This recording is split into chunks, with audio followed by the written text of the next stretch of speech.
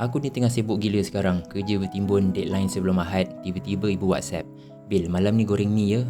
Penat tu memang ada. Kita ni anak memang busy je all the time. Tapi bila baca message tu dia rasa macam okey lah, kena layan juga. Bos suruh kita buat, tak banyak soal pun. Tapi bila mak ayah minta, kadang-kadang kita tangguh, kadang-kadang kita buat lambat. Padahal yang minta tu yang melahirkan kita, bukannya orang lain. Akhirnya aku bangun juga, panaskan kuali, tumis bawang sikit. Bila bau naik, terus rasa mood pun naik sikit. Lagi best bila tengok ibu dan akak-akak duduk makan, gelak-gelak berebut makan mi. Walaupun aku tak makan sebab kepenatan, tapi suasana tu yang sangat berharga. Mi simple je, tapi rasa puas sebab dapat tunaikan hajat ibu. Walaupun kerja banyak masih menunggu, tapi insyaAllah siaplah tu nanti. Sebenarnya dia bukan sebab makanan pun sebenarnya, tapi suasana ni yang sangat mahal.